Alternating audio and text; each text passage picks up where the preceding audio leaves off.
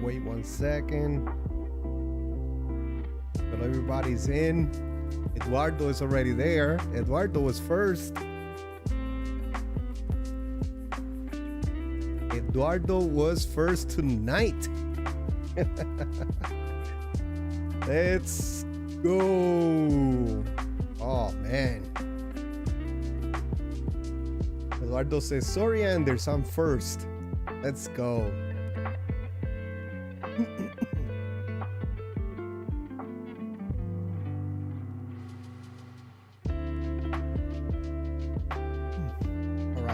All right. I think I'm ready to start. How is everybody doing on this beautiful, beautiful Sunday? Today was beautiful outside. Went to do a couple things. I went to Costco today. So got a few things done. And of course, I did the portfolio update earlier this morning. I'm hoping you guys saw it. If you guys didn't see it, don't forget to hop on and in the channel, and watch that portfolio update later on. So yeah, and don't forget to hit the thumbs up, guys. Very, very important. As soon as you guys join in, hit the thumbs up like Eduardo did as one of the very first ones here in the chat. And man, what an interesting week, man, in the stock market. And we got to take a look at futures to see where we are at. The war resumed once again in the Mideast.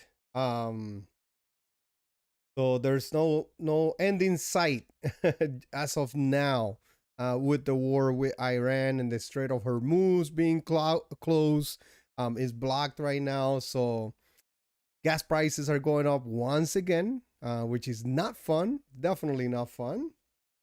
But let's start. And like I always say, at the beginning of the streams, is that hold on. I'm losing my touch.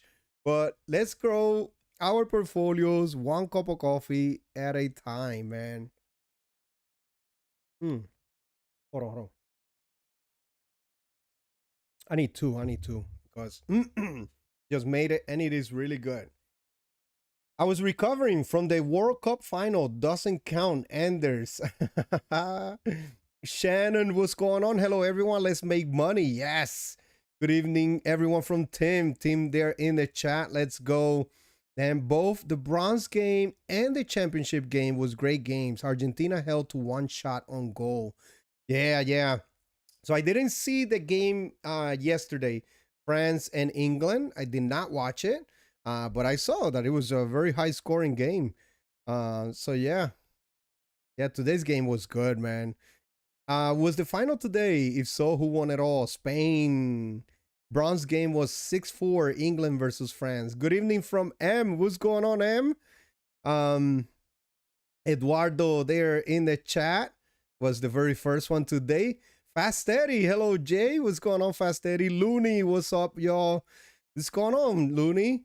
Gio there in the chat. Let's go, Gio. If YouTube had achievement badges, beating Anders to a live stream will definitely be one. That's something I need to make. I need to make something like that, That would be so cool, man. What's up? Let's go from Red. Let's go, man. Man, this man was slow investment week. Okay, all right. Let's see. So 4 times QTUM. So that's a quantum ETF on a dip. Nice. 6 shares of SCHD. Wow. 6 of SCHY, 2 QQQI, and 8. What does that mean? 8 100 of Vici. I'm guessing you reach Vici Properties 100 shares. That's nice, man. That's nice. LOL from Looney. Nice buys. And guys, let me know there in the chat, what did you guys buy this past Friday in your portfolio? Let me know there in the chat so I can show you my purchases real quick. What did I buy on Friday? But I will sell it to the highest bidder. Okay, 0.08. Oh, wow. Nice. Anders. But yeah, guys, let me know there in the chat. What did you guys buy on Friday? Let me just start by showing you the purchases real quick of the portfolio. Then we're going to take a look.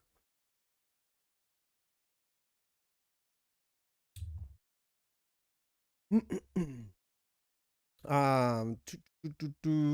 me show you the purchases. No, bought 8/100 of a share. Oh, got it, got it, got it. Isra, hi guys, what's going on, Isra? Let me see, Fast Eddie. I bought McDonald's. I had a Big Mac meal. I bought nothing. Oh man, that was funny though. I don't know, man. McDonald's is looking very, very interesting. We should take a look at this stock once again, honestly. I think, right now it looks it looks like a lot at a pretty good opportunity if you're thinking long term. I bought some 3D printed options. What's going on, James? I haven't seen you there in the chat, but what's going on, James? You're the man. I bought some SPY from Red. Nice, nice. Some SMP. Full belly. Hey, everyone from KC, what's going on? Bought some VOOG as a new position. Looney, nice, man. Nice. Let me see, but get $722 in dividends so far this month and still got MAA coming in. Wow. Wow, you have been piling up on that MAA apartment REIT for a while. BKC with the thumbs up. Guys, don't forget to hit the thumbs up when you join the chat. Good morning, KC. And let me show you real quick the purchases that I made on Friday. Of course, as a DCA investor, guys. And I bought my one share of SCHD at $33. I bought it at all-time highs. That's when I bought my SCHD on Friday. All-time highs. But you guys have been with the channel for a long time. You guys have been with me for a couple of years already. How many times have you guys seen me buy SCHD at all-time highs?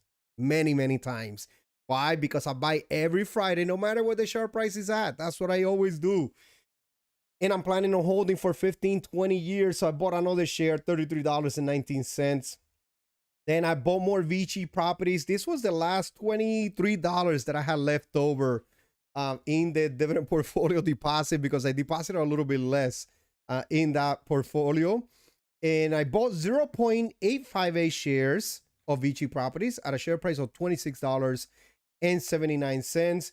Then I bought one full share of Netflix. Any of you guys bought the Netflix dip after earnings? I want to know there in the chat if you guys did. I'm still accumulating shares, man. I'm still accumulating shares right now. $67.62 share price for that one full share of Netflix. Then the last little bit that I had, I split it between these three, which it was Amazon, ticker symbol AMZN. I bought another 0.052 shares at a share price of $247.50, which it was $13. Then I put $10 into iBit, iShares Bitcoin Trust. I bought another 0.275 shares at a share price of $36.29. So then I threw another 2 cup of coffees into SoFi, ticker symbol SOFI. So I picked up another 0.571 shares at a share price of $17.50. So those were my purchases for the week or for Friday. I'm going to buy one more share of SCHD tomorrow. I do have the money there. So that's what I'm going to be buying tomorrow. I want to buy more Netflix, honestly. If I have more money, I would definitely buy more Netflix. I like it. I like it at the current levels right now, let me see. What's up, KC from Looney? Nice. Let me see. M's purchases were SCHD, BGT. Oh, Lucid. That's an interesting. LCID. Isn't that Lucid, M? That's very, very interesting purchase. Let me see. Oh, yeah, Lucid Group. That's the electric car company, right? That's this one right here. And then and GPIQ for me on Friday. Nice buys though. I like that GPIQ purchase though, and that VGT. I'm eyeing VGT right now, man. I am eyeing VGT at the moment. I'm building up a nice cash position in the Roth IRA to where pretty soon I'm gonna add this one. Pretty soon I'm gonna add a couple shares in there. Dímelo J, happy Sunday. Danny, what's going on? Danny, let me know what were your purchases last week, man, in the portfolio. Casey, I heard back from one of my card buyers yesterday. We have to arrange for order number 3. Wow, nice. Hopefully we'll get a 1K payment soon. Let's go, KC, man. Wow. Wow. That's definitely great. KC killing it right there. With the sales of the cards, man. That's nice. Nice, KC. You spread your purchases around very nicely this week. Yeah, yeah. I'm trying to my issue is, Tim, I really want to accumulate. I really want to buy most of my holdings, so I'm trying to spread them out as much as possible, but man, I just want to buy more, Tim. That's where I'm at right now. I want to buy more of each one of those positions, and grow those positions a bit larger, but it's gonna take me time, but yeah, yeah. Thanks, man. Looney, is IB the Bitcoin dividend ETF or growth ETF? No, it's just a regular Bitcoin ETF. No, no dividend. Yeah, so it's just growth. Tim, that's awesome, man. Congrats. Yeah, it's this one right here. Let me show you real quick, Looney. iShares Bitcoin expense ratio 0.25%. This is like the ETF that I pay the highest expense ratio right now, which is this one. I'm trying to see if the volatility will benefit me in the long term, maybe in a couple of years from now, maybe in 2 years. You just never know, right? I want to see how Bitcoin performs in here. But yeah, this is it right here. It's down 26%, so I've been buying this right here. And I'm gonna continue to buy. Hopefully, I get to accumulate a couple more shares in the position. Just Bitcoin. Yep. I don't remember Lucid. LOL. I don't recommend Lucid. Yeah. Yeah. They have very nice cars though. I like their cars. Bitcoin, for those of us that don't want to deal with Bitcoin directly. Yes. Yeah, pretty much. Anders resume, did a summary right there of it. Let's go, KC. Thank you, Anders. Bought 8 shares of MU to swing trade. Nice, man. Nice. Hi, Jay and everyone from JL. Let me see where MU is at. I got to take a look at MU, Micron Technology, which is at $840 something dollars. Wow. So this is something we should actually talk about this, in today's live stream, which is the rotation that investors are having right now out of semis and chips stocks, which it looks like it is happening, especially in the past month or so. It seems like investors are definitely taking gains or taking profit out of their holdings in Micron Technology, SanDisk, and a few others. I'm going to show you the stock market heat map in a few. But it looks like there's a rotation out of that sector. I guess it was too hot. I live for Philippines for 2 weeks on Wednesday. Nice, Casey. Have a safe trip, man. I have a safe trip and enjoy your time there, man. Take some pictures. Casey, thanks, guys. Party time for KC. Yeah, let's go. Hi, all from Bringer of Dividends. What's going on? Let me see. I don't think you will have to wait too long to get some serious growth on your MU swing trade, in my opinion. I think a minimum 2-ish hold due to major earning reports. 2 weeks. Okay, got it. From Looney. People are getting margin called. Wow. I don't invest in margins. Thank God I don't invest in margins. I'm with M on this one. Probably a lot of people that need to pay off that money that they borrow for the margins. But if we take a look, let me just look right here real quick in the stock market heat map, and I have it for the past month, and I just did the S&P. But let me take a look at the Nasdaq. And if you guys see right here, right, in technology in the Nasdaq, MU in the past month is down 16.8%, Intel 18%. So semiconductor and memory has been, which is also hardware pretty much, has been taking a hit as of lately. Marvell is down 32%. ARM Holdings is down 32%. Qualcomm is down 19.7%. Then you can see, let me see, Astera Labs down 16%. Lam Research down 15%. KLAC also down 10%. SanDisk, you could see it right here, down 31%.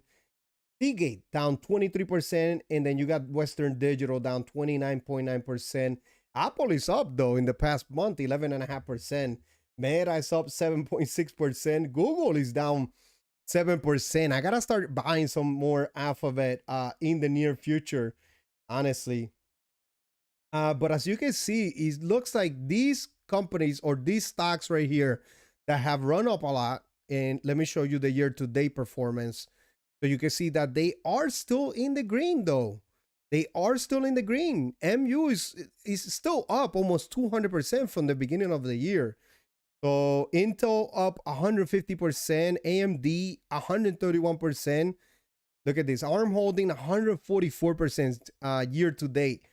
ASML 63%. Let me see. What is this? Applied Materials up 106% since year to date, since the beginning of the year. Lam Research 83%. SanDisk is up 470% year to date. Seagate also 186. And then you got Western Digital 177%. So all of these companies have run up so much in share price that it looks like investors are either getting margin called right right now, and they gotta pay, or they're taking profits. They're just taking profits right now. Let me see. I heard something like 300K South Korean investors got margin called on MU. Wow. Wow, that's a lot. That is what I'm thinking. I will sell and that will go to XLK. Nice move. Jay, Reddit is another platform you could post on. Oh, okay. Have vacation this week. Hopefully I get to do some of these things. Do all of you guys use Reddit? Let me know there in the chat. Maybe I should post a quick poll. But all right, thank you for the idea though. I did too. Crazy. Didn't a bunch of people in Korea get margin called because of the memory dip? Yeah, it sounds like it. That's what Anders was saying right here. Wow, that is crazy, man. If they're getting margin called right now, woof. Oh man, hoping it's they come out right. I'm going to keep an eye on DRAM for my Friday investment. Exactly, from Looney. What is ARM? Can we take a quick look? Yeah, let's take a quick look. Let me see. ARM Holdings, and this is in the semiconductor sector. It has CPUs, IPs, so graphics, processing units, CSS, compute subsystems. Like it looks like it's mostly hardware that they sell there in that company. The company provides a product portfolio including CPUs, IP, GPUs, and neural processing units. So NPUs, it looks like. That's the kind of company that it is. So in the past month, that's why it has taken a hit together with some other ones, Tim, that, hold on, I forgot to change the camera. Sorry. In the past month, 32 down 32.5%. So it looks like maybe this is another one that is just getting margin called, you know, a lot of investors, but it's still up 144% year to date. As you guys can see, PE ratio is still crazy. 315%, 315 PE ratio for PE 123. I don't know. I would just be careful with some of these companies, you know, because some of these, especially in the memory, they're a little bit cyclical. There might be a lot of demand right now, and then it might ease off in the near future. Like the demand might slow down just because whatever it is that companies are buying from them, you know, should last a certain amount of years before they have to buy again. There's also going to be a lot more competition out there, a bit cheaper. Also, maybe they'll go. Some companies will go more with companies that will sell those hardware at cheaper prices. But yeah, hold on. I wanted to take a look. Revenue. If you guys see right here, wow, very nice boost in the past couple of years. You can see $4.9 billion. Will this growth continue? That will be my question. Because in 2023, it was down, the revenue growth negative, as you can see. But then after that, it jumped to 20% year over year for the past couple of years. Let me see the operating income. It is a $900 million. So it's still staying up. The only problem, you know, with a company like this is the growth sustainable? Is the growth going to continue? That will be the research that you will need to do. And of course, you know, none of us can predict the future, right? We don't know if this company is going to continue its growth or if it's really going to slow down. Shares outstanding 1.06 billion, and it looks like it's growing. So they're issuing shares. Earnings per share is at 85 cents. Free cash flow at 979. I wonder what the debt, where the debt is at. Operating margin is at 18% and declining. Then you have a profit margin only 18% and declining also, as you can see. So that's not a, it's not a good sign. But yeah, let me see. They had 900 million. Okay, so they have enough cash to pay the debt. They do. Yeah, they have enough cash to pay the debt. Only $400 million. The PE ratios and stuff, it's gonna be all over the place with this company.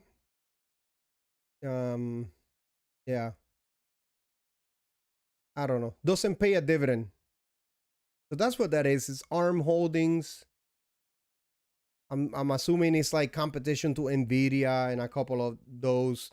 I think I would just rather go with like the top semiconductor company, with, you know, which is sounds like it's Nvidia. Reddit is a cesspool. I don't know what that is, honestly, Anders. First time I've read that word ever. Cesspool. What does that mean? I've never heard of PANW either. Palo Alto Networks. This one I've heard of. This one. It is in the cybersecurity sector, if I'm not mistaken. Yeah, network security management solution. This one is an interesting one, Tim. This one, ARM Holdings, not so much for me, you know, in my opinion. Maybe other people will have a different opinion on it, right? But Palo Alto Networks, I have heard like good things about this company in the past. P ratios at 346, forward P at a 91. It's still in the growing stages. Price target is downside of 9% from here. In the past month, it's still up 28%. Year to date is up 94%. In the past year, it's up 86%, as you can see right here. So it looks like it was a good time to buy in the 140s, 150s, and maybe even a couple of years ago when it was under $100. But it has been running up a lot. But I've heard good things about this company. Look at the revenue, how it's growing very, very well, steadily. And you can see 29, 25, 14%, 16%, 19%. They accelerated a little bit in the trailing 12 months. Let's see if that continues, if that growth in revenue continues. Operating income is at $1 billion and growing. See the net income, 842. Let me see the shares outstanding real quick. 730 million shares. So they're still issuing shares, as you can see right here, which is not a good sign. That is not a good sign. But I think this company is still growing. Earnings per share is at $1.26. Operating margin is 9%. Profit margin is only 7%. Wow. Not much. Free cash flow margin is 35%. Let me see where the debt is at. It's at 2.07 billion in the trailing 12 months. So that means that they just got some debt. That would be a good thing to look if you're looking into the stock, like into a stock like this one, PANW. Just to look into the debt. What did they make a purchase recently of another company? Let me see. Free cash flow is still at 3.79 billion. So yeah, they have a lot of free cash flow. They can pay off the debt.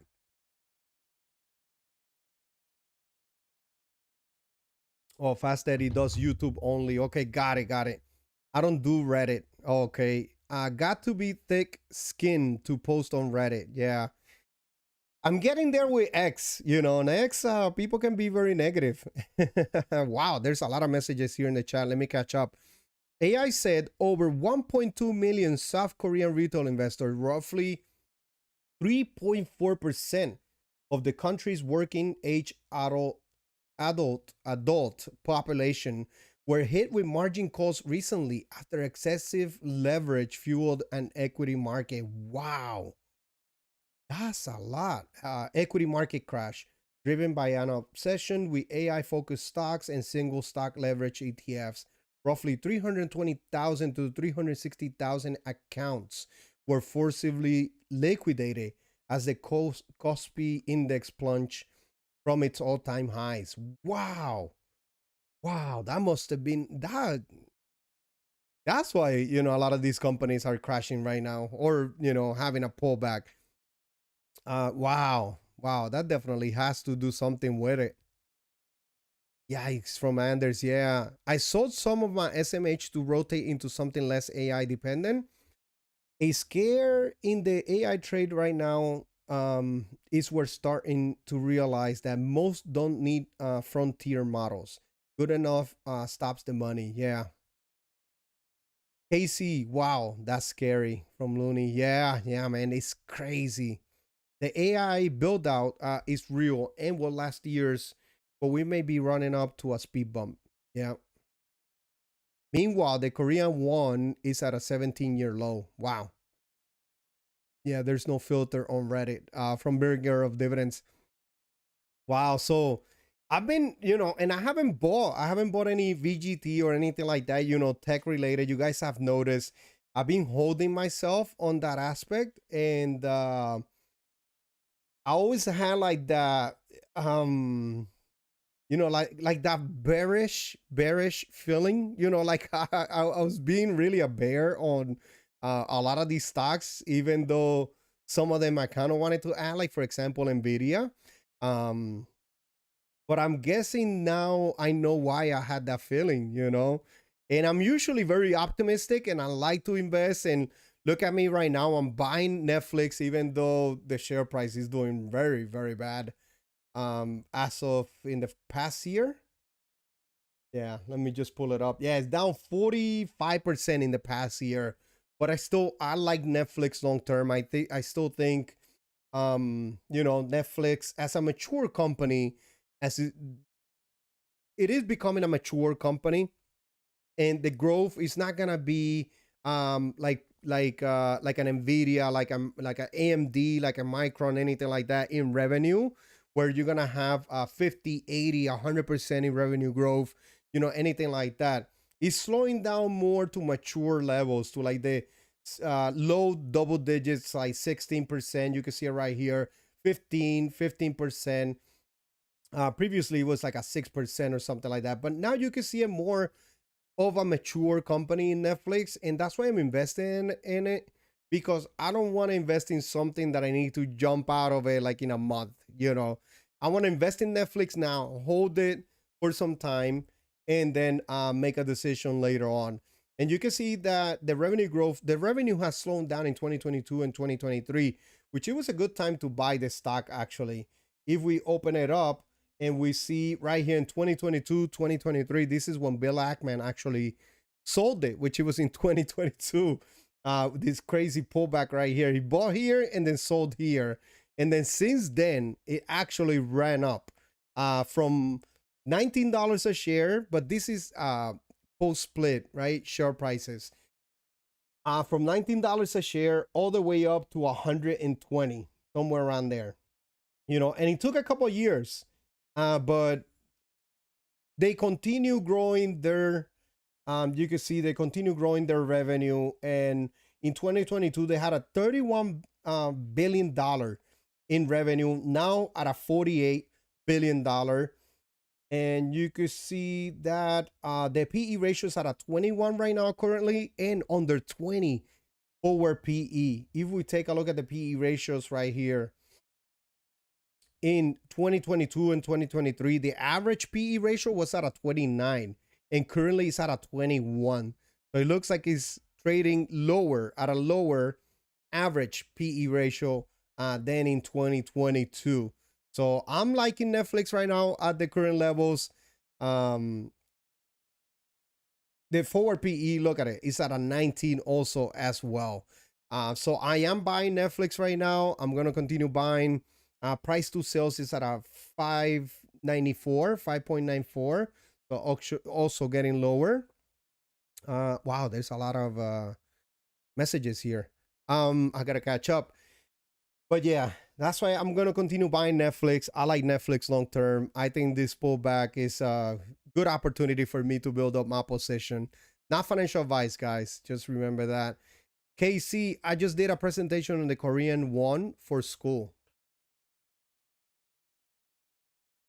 Oh wow. Well, it was more about financial versus natural hedging, but the one was future. Nvidia is at 204 now from loan. Let me see loan. Nvidia. Let's take a quick look. I got Nvidia. Nvidia is at $202 currently. I gotta take a look at the after hours, so we'll take a look in Yahoo in a second. But it's trading at a 20 forward PE for Nvidia. Palo Alto is used by just about every major firm. Yeah, I've heard some good things about Palo Alto Networks. So yeah, future, that one is more for the future. So are you Asian American? From M to M. The question to M. But yeah, Palo Alto Network. I've heard some good things. I've seen some videos too about it. If not, what you made pick SK. PANW with a 346 PE ratio. Yeah, still growing. The company's still growing. No, African, but my doctoral program has an international business component. When was this? Palo Alto and CrowdStrike are the top cybersecurity companies, in my opinion. Yeah, CrowdStrike is another one. CRW, what is it? CRWD?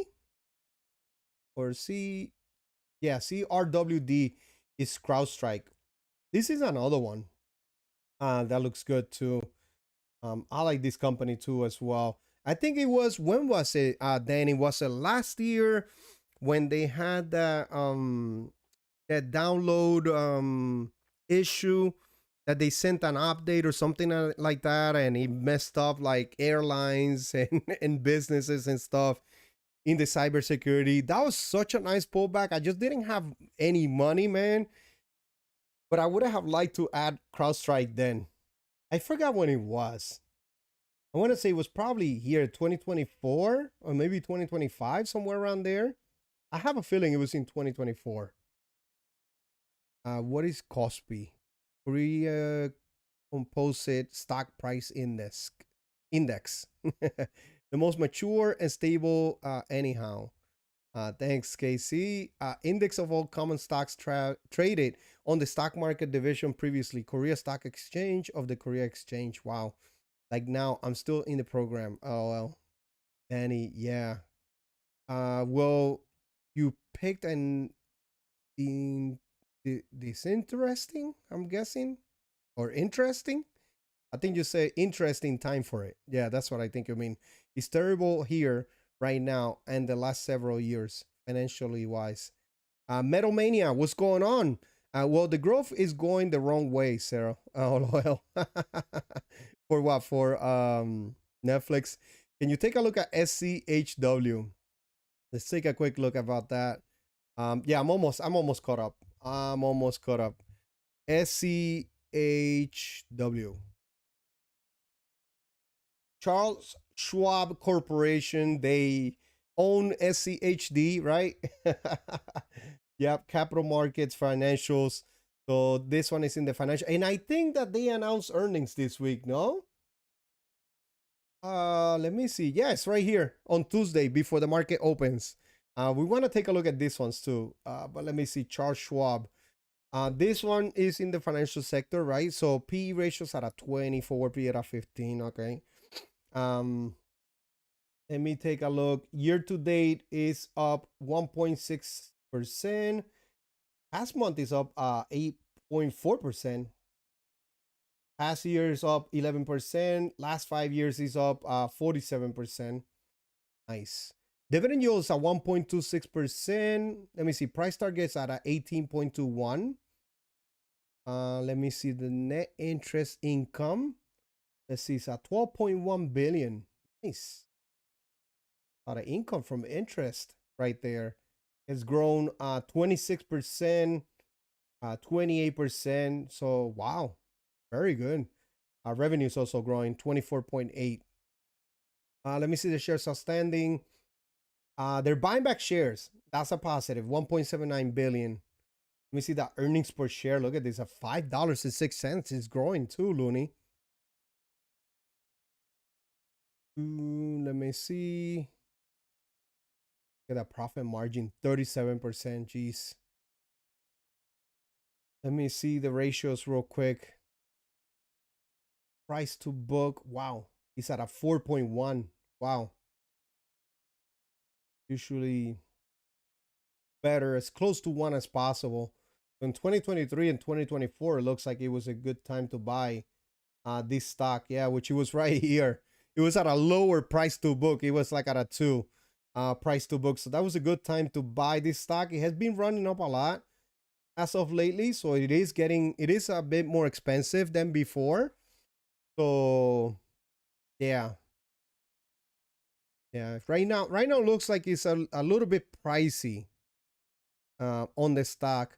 Payout ratios at a 23%, not bad. Wow, look at the dividend growth, 13%. I like that. Let me see the dividend growth. So they didn't grow their dividend in 2024, but before that, look at this. They had 22% in 2022, then 25% in 2023, then 8% in 2025, and now 18.5%. It looks like they're recovering very well, this company. So yeah. Yeah, it looks a little bit pricey. Maybe if there's a nice pullback on it on the stock. Let me see. Yeah, like into, I want to say probably like maybe under $70 a share. Probably is probably a better entry point with this one. Just thinking about it, off the top of my head. Yeah, he's in the financial sector. So yeah, so we usually go by the price to book. Fast Eddie, what would you do with your Netflix if December it was $35 this year? I guess my question is, at what point do you sell out and take the loss? So Fast Eddie, my time horizon, I wanna hold for 5+ years. So I don't wanna think about, just this one quarter. Okay, they made some announcements and and there was some positives, there was some slight negatives. I still like the company long term. I'm not thinking about, this quarter or next quarter. I know that these companies, especially something that like Netflix, can have a couple good hits in the near future or next year, and then everybody will change their opinion on it. They're also expanding. Um, they are doing, or they should be doing, I think soon they're going to be doing those live channels, which is going to be for people that like to just jump in and just, just watch something that is just playing already, which I think that's going to benefit the company, honestly. And I know a lot of people have been talking negatively about that, about the 24/7 channels. But there are people that like those kind of things, that like those, that kind of entertainment, that kind of channel, to just turn it on, leave it there, and then just watch whatever is playing at the moment, instead of going through and browsing through the app and, oh my gosh, what am I gonna find? I know that because it has happened to me, and I know a couple people also, uh that sometimes they have that issue, where you're just browsing and browsing. Like me, I'm browsing and browsing, and sometimes I'm browsing for like 10 minutes, and then I get tired and I lay down or something, or I just go on YouTube, and that's it. Like, those channels will help, I think. But could it go down to $35 this year? Yeah, it's a big possibility. I will continue to DCA. That's what I will do. But I don't want to invest to in thinking about, I don't want to swing trade it. That's really my point. I don't want to swing trade Netflix and, sell it in like a couple months, just because they had one, good quarter that wasn't good enough for a lot of other investors, you know. So right now, I still got, long time horizon mentality. Same thing with Meta. I could do the same thing with Meta. I could think, hey, Meta is still on a pullback. Meta right now is currently on a pullback. It is at $640 a share. So still trading at a 19 forward PE in Meta. Strong buy, they still call it, analysts. Price target $822 stock, upside of 27% from here. And I know that Meta, they're not very detailed on what they're spending, or what they're gonna be generating, with the capex spend and all that. But I still like Meta long term. I still see everybody using a Meta product all the time, because I see people all the time using Facebook, Instagram, the younger generation. I was just talking with my daughter, and I told her, what are some apps that, the kids in school are using right now? So she told me Snapchat and Instagram, so I'm like, okay, all right, Instagram is good, it's part of Meta. So let me go ahead and continue buying some more Meta, and that's not the only reason, of course, but I'm thinking about these companies, long term. There might be some more pullback. There might be a correction in the market, later on this year. The war is still going on. Many things can happen in the next month or so, but I'm not thinking about these companies in the short term, how they're going to perform for now. Um, but yeah, sentiment drives the share price negatively, bad, like whenever there's negative sentiment. But their financials you will see that it will push the share price back up in the future if everything goes well, with the company, like if they continue to grow, um, and they continue with their strategies. When I moved to Korea in 2014, one USD at 1,082. Now one USD at 1,488. Wow. Baseball fans weren't too happy that the home run derby was on Netflix, but the game was on Fox. Well, they gotta get Netflix. Wow, that's a big jump. Not even factoring natural inflation. There is a lot of upside in AI, in my opinion. This week and next week should hear big capex spending in the future, so that reassure that semis will keep seeing growth. Yeah, that's a very good point, Danny. Very, very good point. Palantir is better. from James. I own SMH in my Roth, so when I swing trade MU, I will buy more SMH. Nice. Yes, and a lot of people bought the the dip. I'm excited for the next 2 weeks of earnings reports. Yes, me too, man. We gotta take a look at them. Me too, Looney. There's gonna be a lot of volatility coming up. Employer, the provincial government isn't keeping up with inflation. My job has a supply demand problem.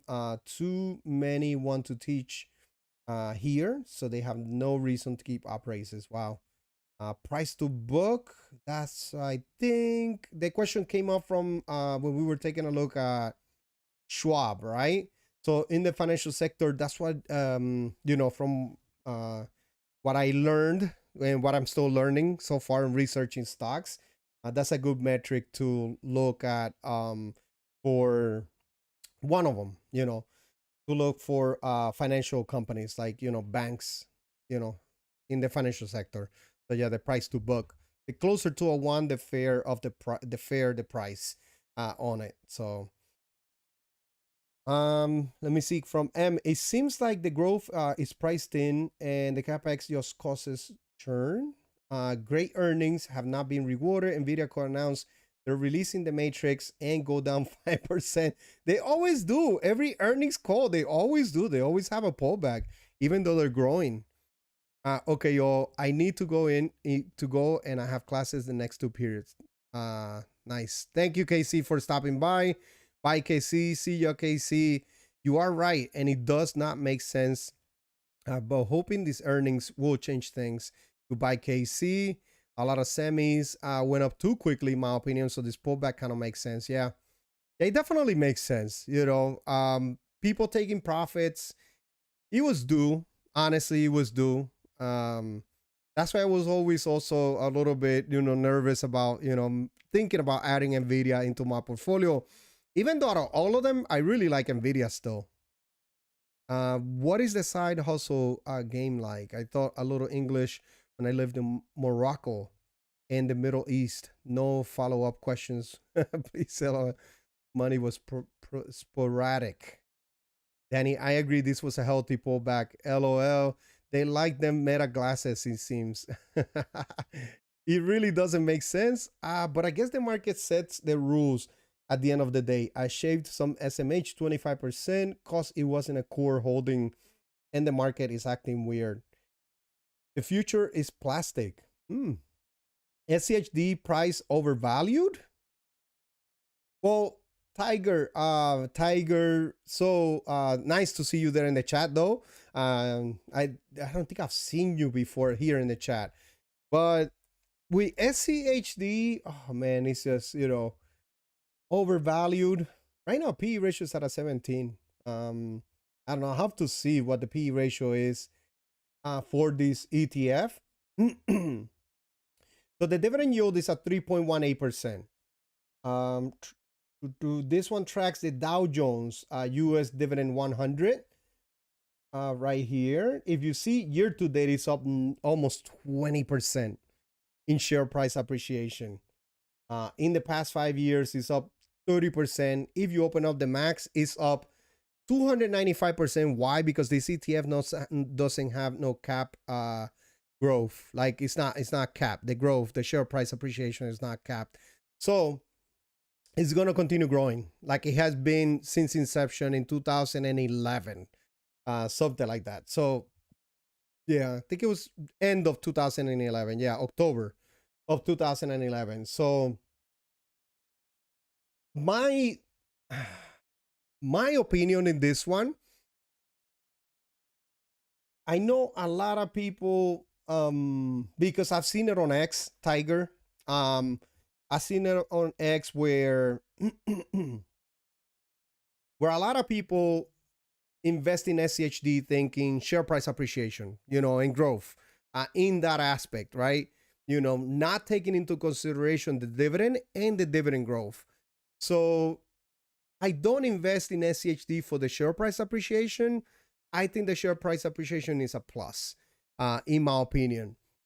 And we can, if you're trying to just trade it, like swing trade it, you can wait on a pullback. Honestly, if there's a healthy correction in the market, pretty soon or something like that, or market dips, whatever, 5%, 7%, something like that. I don't think we're gonna have anything crazy like 20, 25%. I don't think so. Will we have something small, like a smaller pullback, 7% or so, that will make some people panic? Yeah, possibly. And there could be, but like me, I invest in SCHD mostly. It's just I'm thinking more of 15, 20 years. You know, that's what I'm thinking with SCHD. And even more, I'm planning on holding into retirement. That's why the way I do is I invest in SCHD um, every Friday, every Monday, because I've been investing in it since 2022. And in 2022, when I started investing, right, it was like November. So right here it shows $25, but it was really like 60 something dollars, I think it was, or $70, something like that when I first started buying it. Because that was before the share split that they did, because it was 3-for-1. So let's say $25, right? So that was all time highs, and then it had a pullback. Oh my gosh, SCHD is no good. I kept on buying. 2023 had a nice pullback in at the end, where I bought, I think some shares now they changed to like, I want to say it's like $21 a share. I got to take a look. But I bought. And then look at this, 2024 and 2025, it was always all-time high. So I was always buying. And this was like $27, $28, $29 a share. Then it had a pullback again into the 25s or something like that. So you can see that it just continues to go up, and there's always like all-time highs with it. You can try to time it. With me, I'm planning on holding SCHD into retirement, maybe even pass it down to my kids. So I like the methodology. It has been working very, very well since inception. It's not, the way it works, it continues to grow its dividend, which it has grown like 360 something percent since inception. And any shares that you bought here in 2011, 2012, you actually will have right now on any of those shares, your yield on cost will be like 12%, which is crazy, with a 0.06 expense ratio. So for every $10,000 that you invest in SCHD, you pay only $6 pretty much. So I don't think that's that bad. You get a lot more than that in dividends from $10,000. And I can show you my position in a few. But it all depends on what your strategy is with it. I think SCHD is more of a buy DCA and hold long term.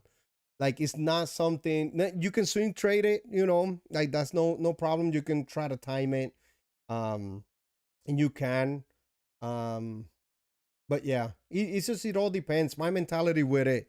All I can tell you is that my opinion is gonna be biased, and it's gonna be on what my strategy with it is, so that's really gonna be my opinion. I don't have a growth mentality with this one. Now SCHG though, on the other hand, which is more growth oriented, you can see that right here I was buying SCHG. Let me open up the past 5 years. I was buying SCHG in my Roth in 2024.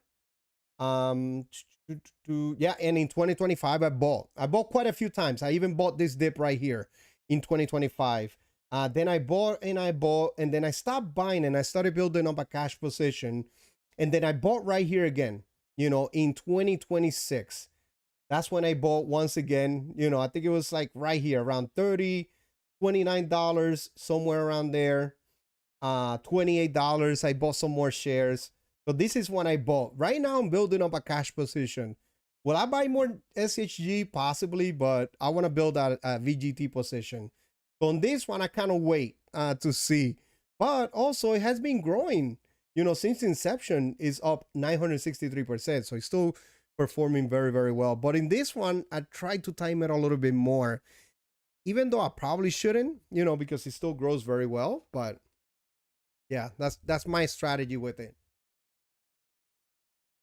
So dividend ETFs go for different strategies.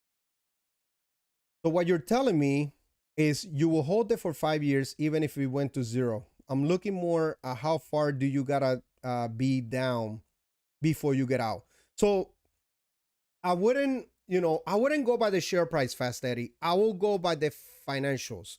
If the financials are going down, if the growth is not there anymore, then I will sell it. Yeah, if I see that the business is changing and it's not for something that I like. Right now, I like the way the business is going. So if you see, look at the revenue. The revenue is growing very well, year over year. Right now, it's at $48.3 billion, and it has been growing. Look at this, all positive years in the past 5 years.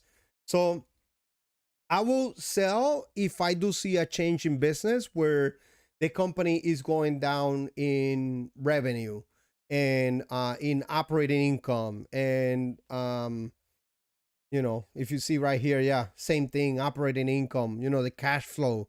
Are they not, keeping up maybe with content or anything like that? But look at this. They're also buying back shares. So the company looks good, in my opinion. So share price share price is driven by the sentiment most of the time. So and right now, a lot of investors also, believe it or not, and I've seen many posts about this, and many people, they have taken profits of companies in the semiconductor sector, like AMD, like Nvidia, like Micron, some of those, ASML. Didn't Joseph Carlson just sell some ASML and started a position in DoorDash and Uber? you know, so a lot of the money that went from these companies like Netflix, Meta, and others, and even from the Mac 7, because you know that the Mac 7 was not performing very well year to date compared to other ones. I think a lot of investors took profits from these and moved it over to semis, and don't be and memory and those. And don't be surprised if that money comes back into these stocks pretty soon. But I don't see anything negative about Netflix. You know, I don't see it. They're still expanding globally. Um, I know that the watch time internationally, I think, is slowed down. Um, but they're still expanding. There's a lot of countries that they're still, getting into Netflix. Like I don't only think United States, with some of these companies, I think internationally. And I know that there's a lot of countries that are still, evolving, with the world and getting more like better financially. Like there's a lot of people that come to the United States, and I'm Hispanic, right? So I know this, and they send money to their countries, right? And in their countries, they're poor, right? The people are poor there, but now they're more and more, with that money buying, newer TVs, phones. Like iPhones are very popular in companies that are that have uh, um, communities that are a little bit more poor than others. You know what I mean? So and everybody wants to have an iPhone, and everybody wants to have Netflix, and watch it. So I'm thinking more out there, with a lot of these companies. And yeah, what I like about my portfolio is that most of the companies are like not only US based, they're international. So as long as I see Netflix continue to expand internationally, continue to invest in their business and create more and more content, and they'll have a hit, you'll see, they'll have a hit in a year or so, and then, the sentiment will go from negative into positive. Remember Google?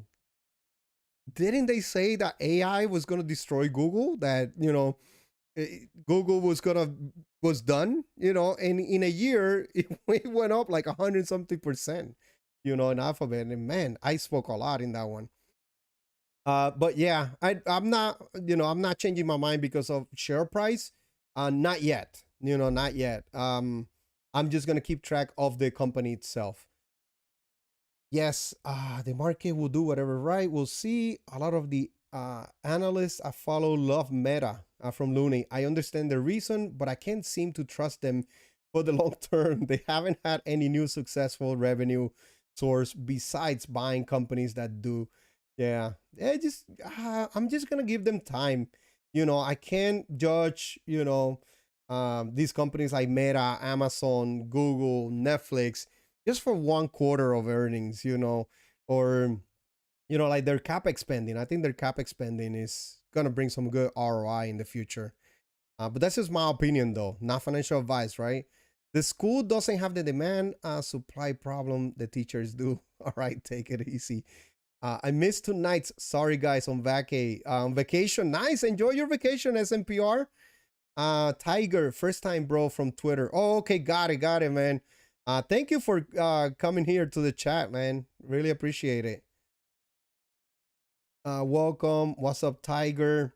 SMPR, very nice. Enjoy your vacation. Yep, from JL. Let's go see people. I try to be nice to the new people. Yes, and Anders, you're always nice. I don't know what that's just sometimes here and there. One person will come here. In a negative, sometimes what happens sometimes, Anders, like people are probably just having a bad day, you know what I mean? And anything can trigger them very easily, and yeah, it can happen. But I think you're nice, man. You're always nice. JL laughing. SMPR, let's go. If they do if they do another 3-1 on SCHD again, it's going to mess up the SCHD goals for everyone. Not really. Well, if they do one again, JL, I think it's going to take like 10 more years, honestly. You know, share price is going to have to go up to like where it was at before. I think it was like at $80, right? When we were buying. JL, I know you were one of the, very first ones. So I think we were buying what, like in the 70s. Um, yeah, it was like almost $80 a share, if I'm not mistaken. Hold on, let me turn on the AC. I'm getting a little bit hot. Okay. But yeah, that will be later on. That's gonna be a while. Now imagine JL, if I go up from like, whatever, 600 shares to something like that, 3 for 1, that would bring me up to like 1,800 shares. Wow. I can't wait for that moment. I would love that. I would love that. Nah, we have team. Have team for what? I missed something. LOL. The recall out goes if there is another split. Uh-huh. You're not wrong there. Sorry, killing goblins on the other computer. Anders is playing beta testing EverQuest. Let me see fast edit. You do realize by the time you see the companies going down, the stock price is gonna take a big hit. It's kind of like pouring milk in your coffee and then finding it's out of date. Yeah. Well, I'll do a tax loss harvesting, right? I think Meta is gonna be a very good, like they say, not all your investments are gonna be winners, right? But you're gonna have some very good winners in your portfolio. And I still think Netflix is going to be a winner in my portfolio. Honestly, I like the company long term. I like where it's at right now. I wouldn't have bought it in the 100 and something dollars a share though. Even over 90, I was thinking about buying it at like a 91, 92, which was a bit pricey, in my opinion. I want to pay a lower PE ratio. Right now, the PE ratio at a 21, 19 forward PE. I like it at these levels. Mature company PEs and stuff. Yeah.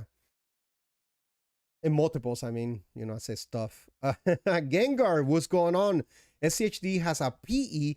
I saw a page on X about Gengar. Was that you? And I think I hit the like button. Was talking about Gengar and the card, the Pokemon card.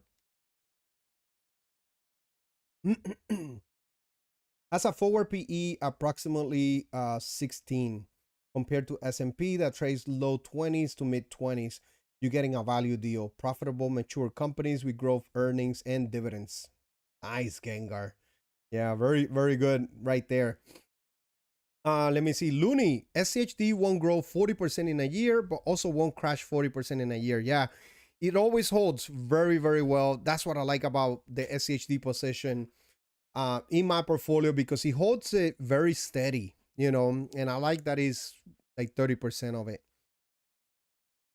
Facts, the stability is what I appreciate about SCHD. It's a balance against my tech heavy portfolio. Yeah, I think SCHD is good to pair with something tech oriented, or tech heavy. I think one good ETF to pair with SCHD is VGT, because if we take a look at the let me just open, I'm gonna have to open a new one for the fun overlap. SCHD with VGT, or even I think XLK. But you could see that the overlap is only like 2%. I think this is a good combo right here. SHD VGT, only 2% overlap by weight. Let me see. So the only was a Texas Instrument, which is the overlap is only 1%. Yeah, Qualcomm only 0.8%. Accenture is only 0.4%, and Skyworks Solutions only 0.1%. So yeah, so not much overlap. So this is a good combo right here, honestly. Not financial advice, just remember that. But yeah, I like these two, especially long term. VGT, I think, is going to be the one that I'm gonna give my kids. Which I gotta look into how can I start getting them investing, because I want to get them used to it from now. But I think I want them to be heavy VGT, because by the time they are 35, 40 years old, tech is just gonna be all over. I'm thinking about the Jetsons. You remember those cartoons?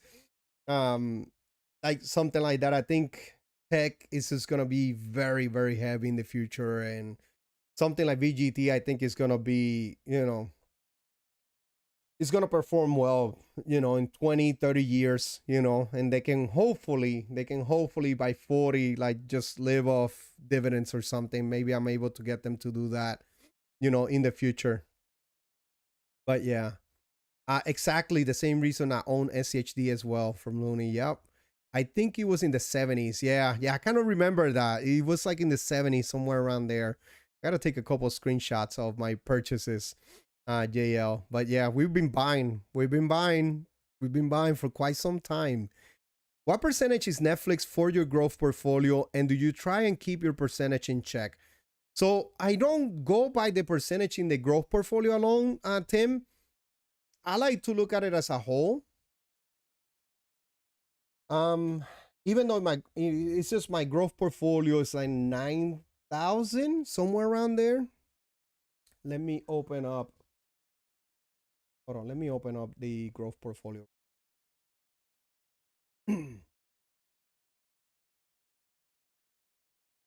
So in the growth portfolio, if we put the growth portfolio alone, it is 14% of the portfolio. If only this, it's at $8,000 actually. Oh my gosh.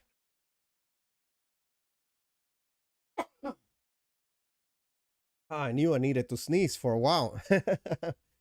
But yeah, it is 14% of this growth portfolio right here. Alphabet and Amazon are the largest positions, 34 and 33%. And I'm gonna keep it that way. I'm gonna keep it that way, and I'm gonna make them larger. Both of those positions in Alphabet and in Amazon, and hopefully I can grow them. I've been putting some money into Amazon, but I want to go a little bit heavier into both pretty soon. But if we take a look, let me show you real quick the full portfolio. In the full portfolio, it is at under 3%, Tim. So right now it's a very small position, under 3%. Down 15% in my position. I'm gonna continue to DCA. I like it. What's up, JM fan from the Thrill? Looney, good question. Do y'all rebalance your winning stocks or let them ride? Oh, that's a good question. I'm not on that on that stage yet. Let me just call it a stage, right? Um so I'm not there yet where I am going to, even though I did rebalance my portfolio, right? I did sell my Starbucks and my Bank of America. I sold both of those to buy some more Meta. So yeah, right now I don't know. I haven't looked into rebalancing any of my positions. Honestly, I'm in the accumulating stages right now. I'm just trying to accumulate more and more. Not counting my retirement, VGT is my number one holding. Nice, Sam. Nice. Thank you, man. From Tuluni. Nice. Mine is XLK, another solid ETF. I have been sitting here listening to the chat and discussion. I really like that everyone is saying agree mostly. Uh, I do have a question. Gosh. Let me see. I do have a question. At what point do you take profits what you are up a certain percent? Hmm. Um okay. So at what point do you take profits? So that's a good question, for any of you guys that have much larger positions that I have. Right now I'm still in the growing stages of my positions. So like for example in my growth portfolio, which is the one where I'm most likely going to be taking gains in the future. Um yeah, like for example with Alphabet, I'm now up only 109%. I was up 140%. Should I have taken gains? Probably. But I still want to grow my position. It's just with me, I'm thinking more long term, and I don't know. I I don't know if I have an answer for you for that on my end, Shannon. But maybe some of the guys do for that. At what point do you take profits that you're up a certain percent? Yeah. I'm just because also like for example with my dividend portfolio, right? My dividend portfolio, I want to keep these companies, as long as possible to continue to collect the dividend. I don't want to sell them. I want to continue, even though I'm might be rebalancing my portfolio or doing some reconstitution, which is removing some companies and adding others in the future. Um, but I want to keep most of these companies long term. So even if they go up, I might not take profit, or maybe I will. I don't know just yet. I don't know if I have thought about that, Shannon, myself. I want to know your guys' questions or answers. Bless you. Thank you. Gracias, gracias, Isra. I just looked. The most I paid for SCHD was $84.24 in September 2024. Nice. And right now in September 2024, if we let me open up the SCHD real quick. In the past 5 years, look, and then look in 2024. Yeah, so 80 something dollars was like, $28 a share, $29 a share right now. Can you believe that? Like, that was at all-time highs, then in 2024, and look at it right now, it's at 32.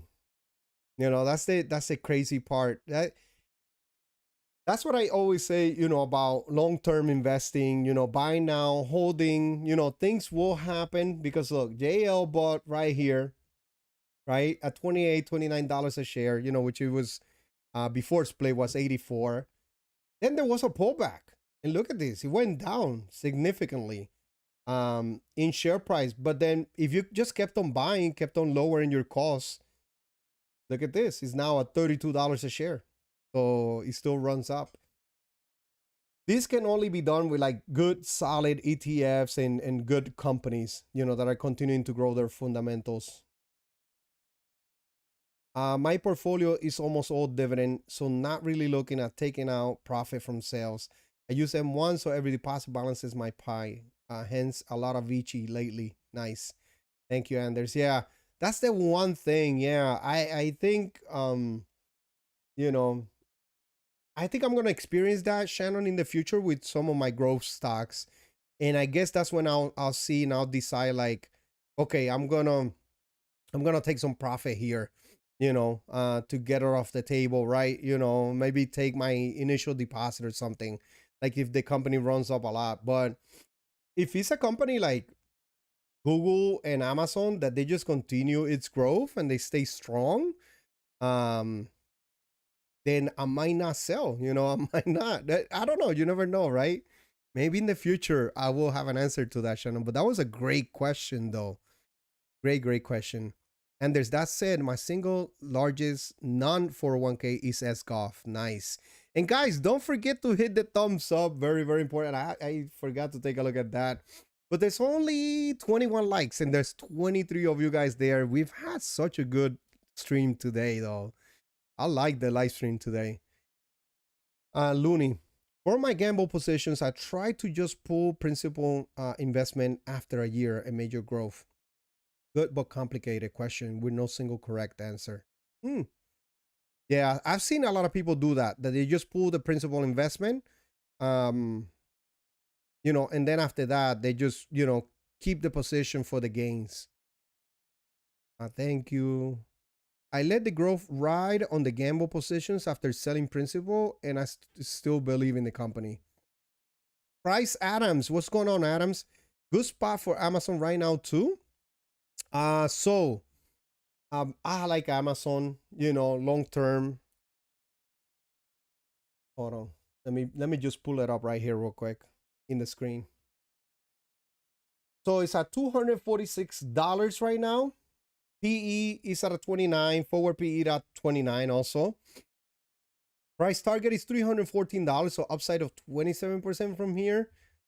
Yeah, year to date is only up 7%. Past year is only up 10%. Past 5 years, only up 38%. But hold on, let me see the forecast real quick.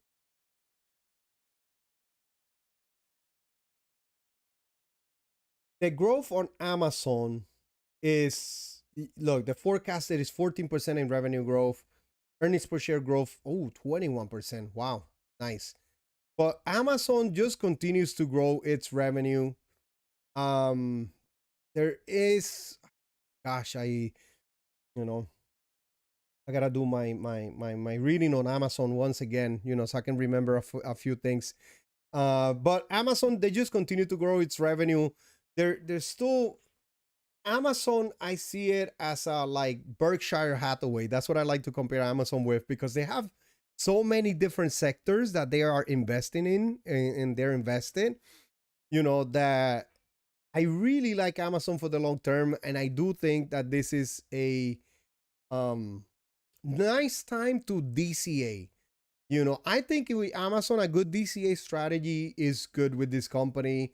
And then long-term horizon. I will say long-term horizon is it has to be 10, 15, 20 years with Amazon.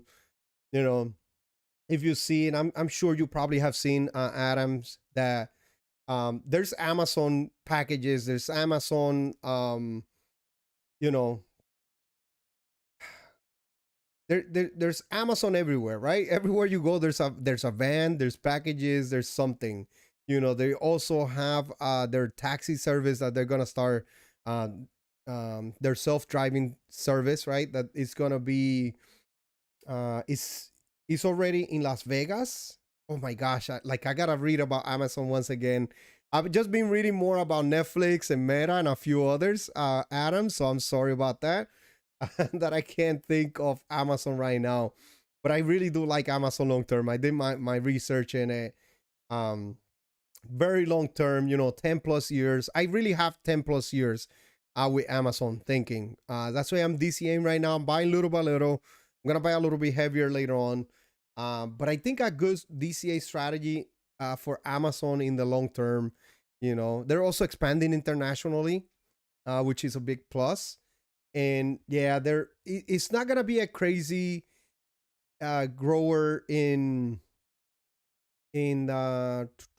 to like in revenue. like explosive, like, 50, 80, 100% in revenue growth, but it's still, I think it's still going to be steady 14, 12%, low double digit percentage in revenue growth.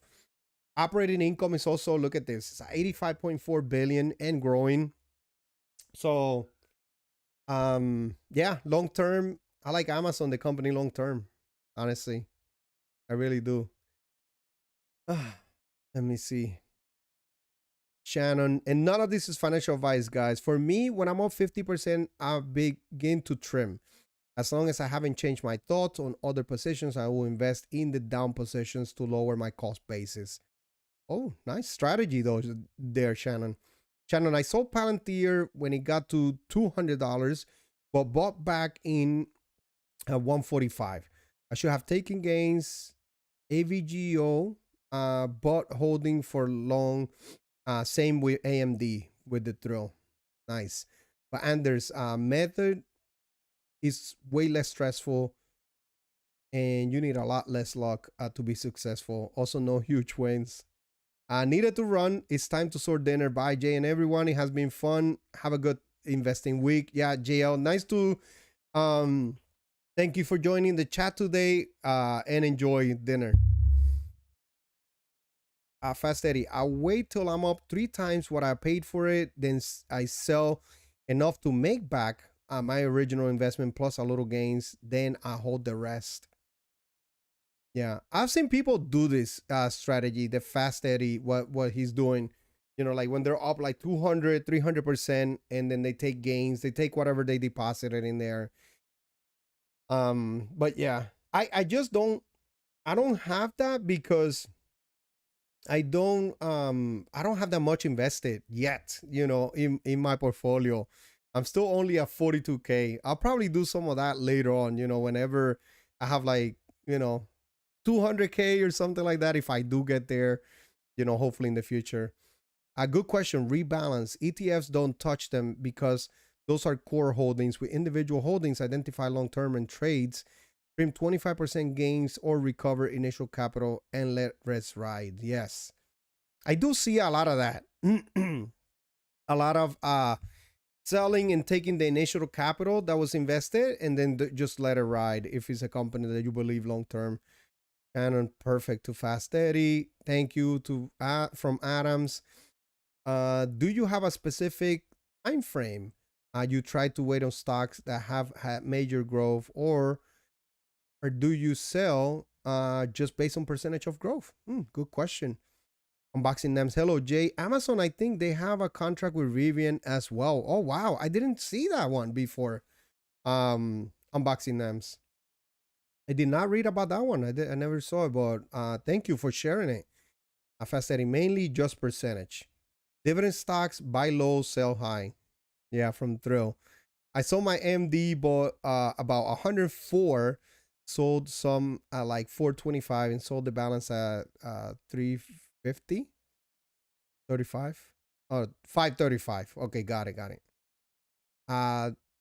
You do you do you consider affiliate partnerships, especially prop firms? From Dude Mans. I don't know. I never got in any affiliate partnerships or anything like that. No, I haven't got anything like that. Honestly, Dude Mans or Dude. No, I haven't gotten any of that, so that's why I haven't considered it. Is because I haven't really educated myself in it, and I haven't gotten like anything on that on affiliate and partnerships. Um, so yeah, let me see what else do we have here. I caught up to the chat, man, but today's chat was, oh my gosh, was busy. Definitely. There's 29 of you guys there. Only 22 likes. Don't forget to hit the thumbs up, guys. Very, very important. Let me take a look at the S&P futures. I didn't even take a look at that yet. I just been on the it's positive. It's positive right now. So the S&P is actually positive. Went from negative to positive already. The stock market is being very bullish. Like investors are still very bullish. Is this mostly margin or is this, that's just crazy. Dow futures, let me see. It's slightly down, but it's recovered already. So it's gonna be in the green, it looks like. Let me take a look at NASDAQ. NASDAQ is already up 0.25%. Yeah. It was down in the red when it first came out. So wow. I want to take a look at a couple stocks in here in the after hours. Looney. My most recent stock I pulled principal out was AMAT. I bought at 129 a share and sold at 650 a share. Now I'm letting the growth ride. Wow. Yeah, I haven't had those type of situations. I think that's why, in Shannon, that's why I haven't, really thought on of an exit strategy like that, I haven't been in those kind of situations. The most that I have had gains was Tesla, where I had like over 100% in gains, but I only had like, was it like 2 shares? I think I had on Tesla. So it wasn't that much. It was only a couple $100 that I had invested in it and I sold it. Then Google, like Alphabet, is the other one where I have 109%. I even had 140%. Maybe I should have trimmed some, right? But and DCA again later on, but I didn't. I want to grow the position some more. Yeah, I sold Netflix for a whooping $95 gain. LOL.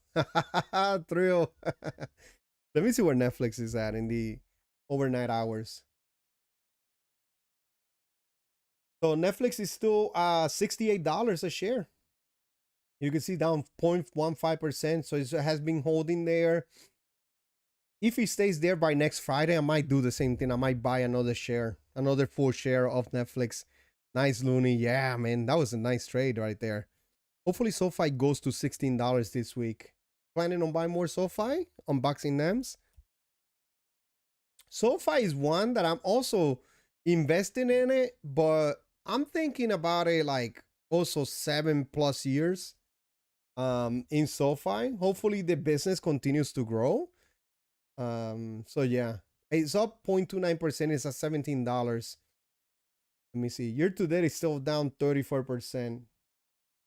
I like it at 15 more, but yeah. I try to hold off a year before selling, even with crazy growth.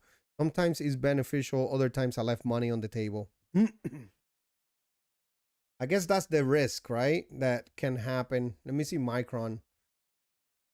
Micron in the overnight hours is actually up 1.6%, so $863. In the past month is when it's down 18.6%. Yeah, they're still issuing shares. If we take a look right here in SoFi.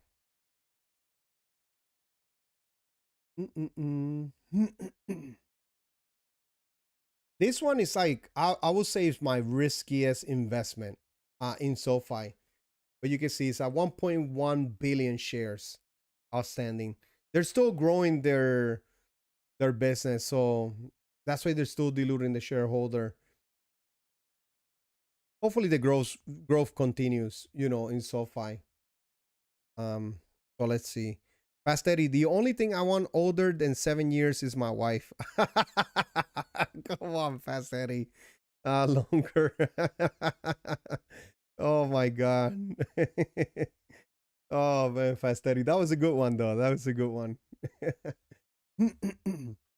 Let me see where Nvidia is right now. I've seen so many investors, that's including Warren Buffett. You guys know I'm a Warren Buffett fan.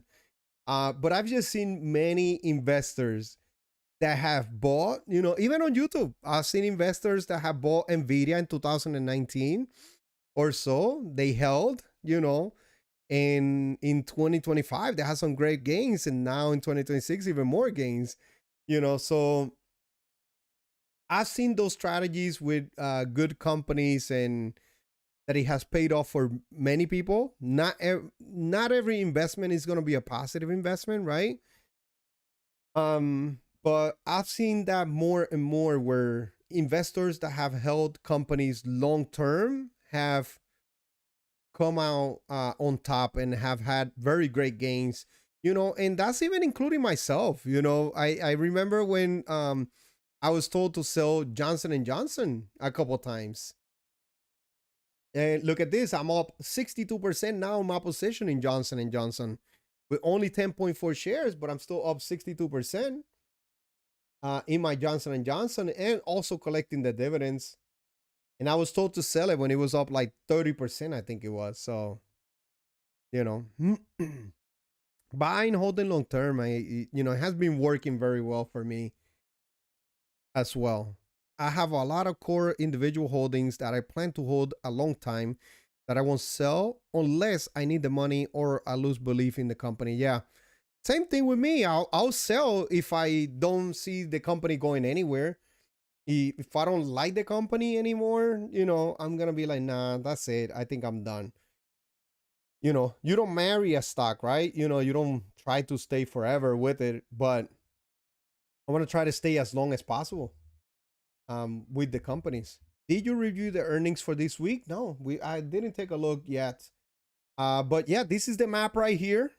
This is the schedule, for this week. Starting with Domino's Pizza, ticker symbol DPZ.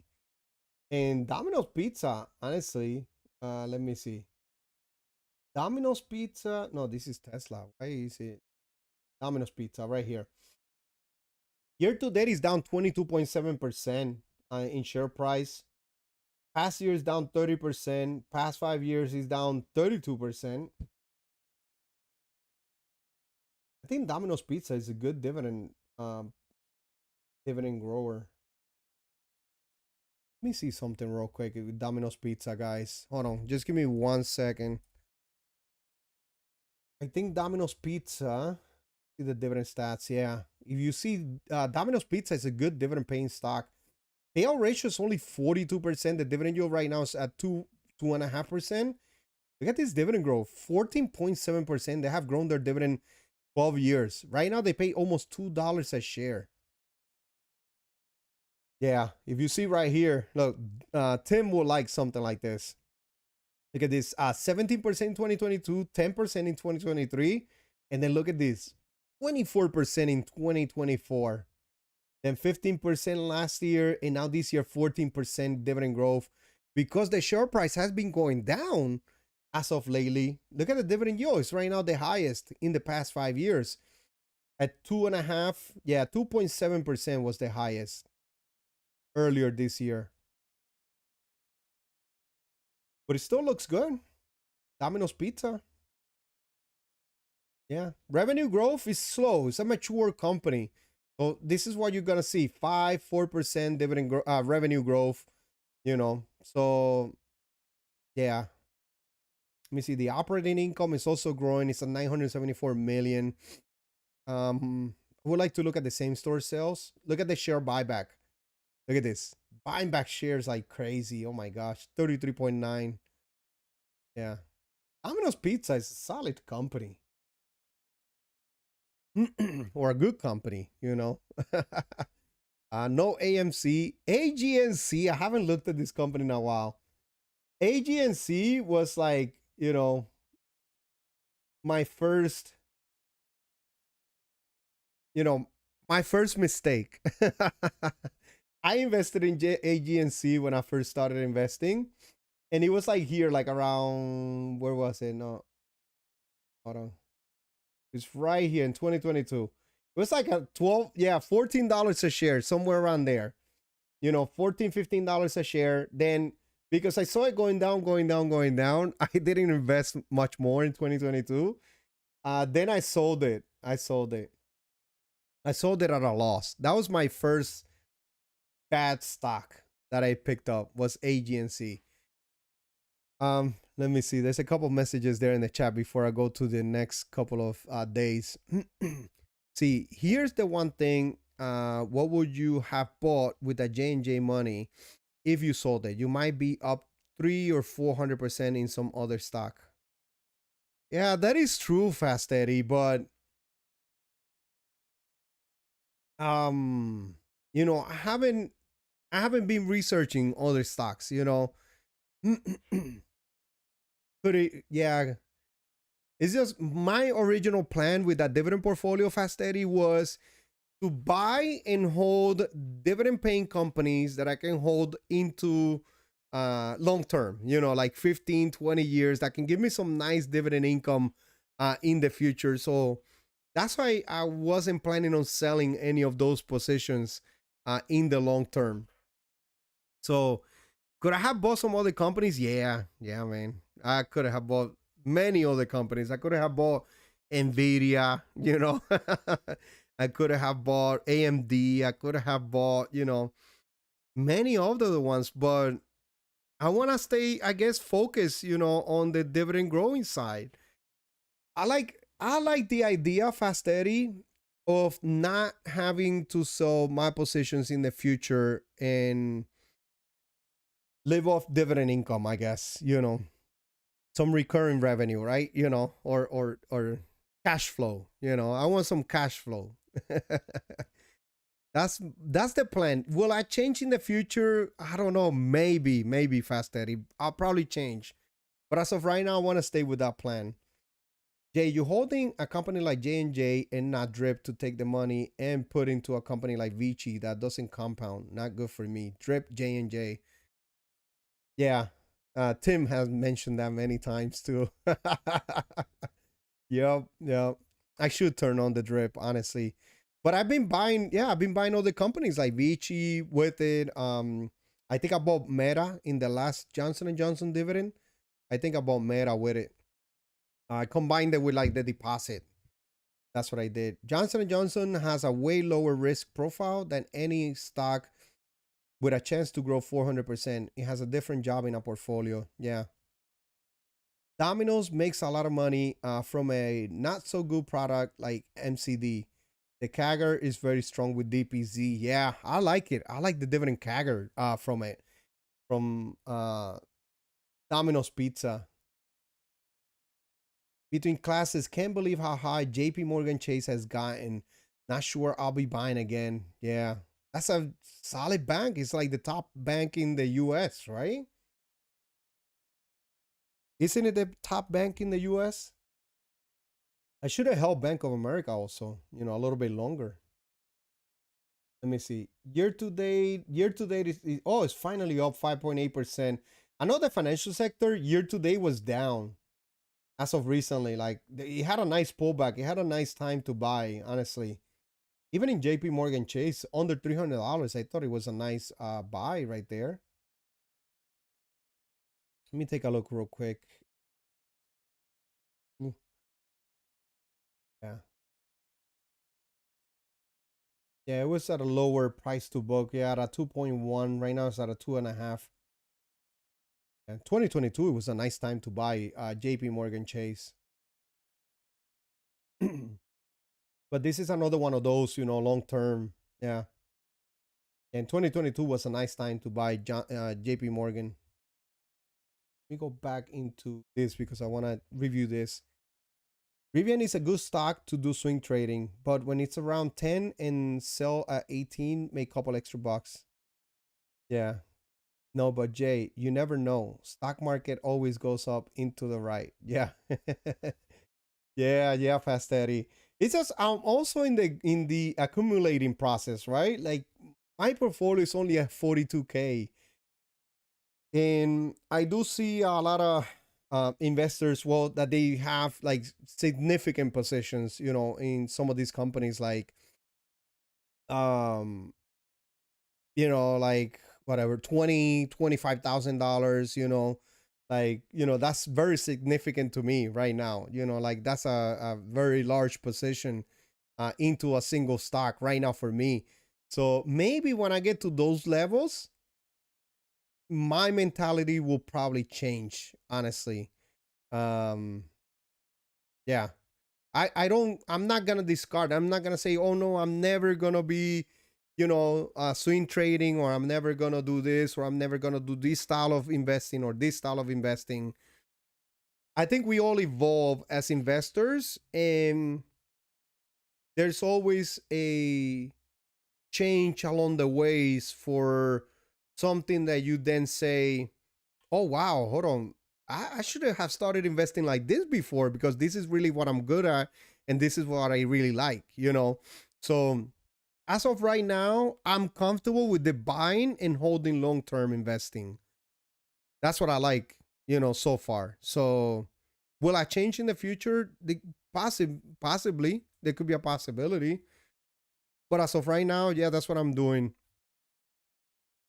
I had a similar story with PSEC, but I got rid of that for a small profit monthly payer, but it's trash. I started this portfolio. I started with $200. That's how I started my portfolio. That's my investing story. I started with $200 in 2022.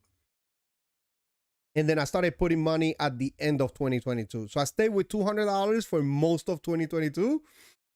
And then towards October, I think it was, or November, is when I started buying like Main Street Capital. I started buying SCHD, you know, and I got better and better at it. Or I'm still in the learning process and accumulating process or stages. Tim, I'm big about the drip. I always say if you're holding long term, you need to grow the position. Yeah. Yeah. I've been, trust me, I've been thinking about it. I like to, where I am putting the money into some other positions, you know, that are lower valuations at the moment. That's really my mentality right now. Will I turn on the drip soon on some more of those? Yeah, probably. The market goes up and to the right, but most companies go to 0 too. Yes, from M. If you like to hold and not sell, just buy SHD and budget for quarterly income. Yeah, that's a good plan. But imagine if I have a portfolio full SCHD, would you guys watch the channel? I don't think so. You know, I also gotta keep it interesting, right? And buy some other stocks too, as well. You know, also for content creating, because it's like my Roth is very simple. You know, it's like 3 holdings and that's it. And then I have my 401k, it's S&P, and that's pretty much it. So. You know, if I kept it like that in here, it wouldn't be exciting, or it wouldn't be entertaining. Fast Eddie, the only thing I want stocks to do in my portfolio is to make me more money. I don't care if it does it by raising its stock price or making dividends from Fast Eddie. Yeah, that's a good mentality. That's what I want too, you know. So that's why I'm waiting. The thrill. Swing trading for me have to be a momentum sector stock or a blue chip stock. Nice. The best part about being a stock investor is that you are constantly evolving and learning. Yes, that's what is very very important, Looney. Yeah, very well said. That is what makes it fun for me. Also the gains, lol. Yes, the gains are great. Gengar, no way. Same like me. Started October 2022 with $500 and went harder till December. I pretty much just learned about the market during October to December. My first stock was Ford. Oh, okay, cool. Oh, Gengar, we got a similar um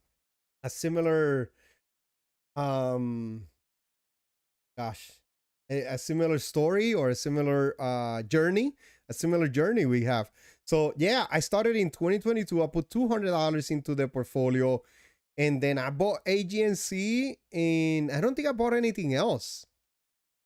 I bought AGNC and probably another one, high yielder like that, and then I sold AGNC. I was like, screw this. I was down. I was collecting dividends, so I ended up being down like 20 something bucks, I think it was. So, but then I started buying some other ones, and then I saw SCHD, and I'm like, oh man, I really like this ETF. And I always was very interested in into dividend investing, because one of the things that I really like was the thought of investing and not having to sell my positions that will continue to pay me in the future, and I could use that income to pay some of my bills or something like that, you know. Or maybe even like, you know, if I grow a very large portfolio, where that portfolio can make car payments or something like that. Imagine that, you know. But that it will be like very down the road. I will have to have like a couple $1,000,000 invested if I ever get there. How much do you believe in the numbers that you get from these companies? I worked 25 years for Form farm company and seeing how they play with the numbers. Don't believe everything you read. Yeah. Well, honestly, can't believe. Yeah, I also come from a manufacturing company, so I know that some of the numbers I guess can be manipulated, right? So yeah, because pharma companies are also, manufacturing companies pretty much. So um yeah, we will never know the whole truth about every company that we invest in, right? That's never going to happen. All we can do is have our best guess, right? For the company and be like, okay, this company I know that there's going to be things done on the side that they're not going to be announced, that management will not announce it, or executive team also, you know, but whatever they announce, I like, about the company.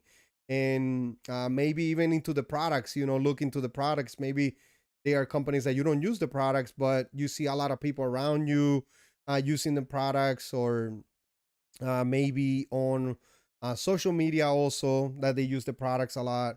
Like, there could be many different things, right? But to look into a company. But yeah, you could, all you could do is like invest in a company at your best guess, in the best research that you can do in it, and then just make a decision based on that, and go from there.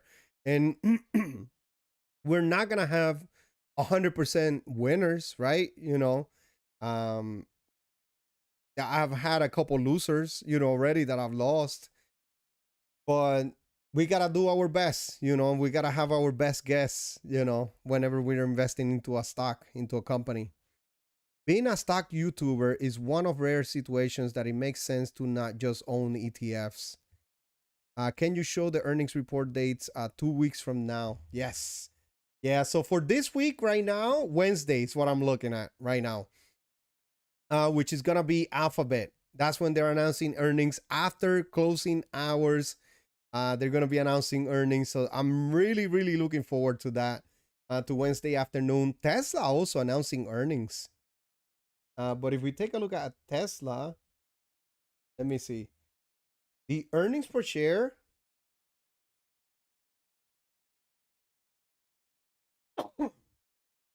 the earnings per share has been going down. Look at this. And they're still forecasting in 2027 that it's going to continue to go down. The revenue also, yeah, has been either flat or going down as of lately. Yeah. Let's see where it goes. But Alphabet is what I'm looking for. ServiceNow also, that's another interesting one. ServiceNow, I was looking at this one honestly at 80 something dollars a share, uh, or 90, in the low 90s. I was looking at ServiceNow, and I was thinking of maybe, doing a position, but I just don't have the cash. If I had the cash, I think I would have started a position in ServiceNow. Look at that revenue growth steadily. And then the earnings per share, it looks like, yeah, they've been beating the forecast. Yeah. Every earnings per share, every quarter, they've been beating it for the past 5 years. So that's another one. SEC will punish companies for lying, though. I just asked Supermicro Computers. They got hit twice with fines from the SEC in less than 2 years. True. Good point, Tim. The winners pay for the losers with individual stocks. I bought SMPL, that food that beat, with profit of 42 cents, was 7 cents beat with higher revs that raise outlook. That is food that will hit bottom Monday or Tuesday to rebound. That lots of insider buying. Oh, wow. Nice, Michael. Just give me 1 second, guys.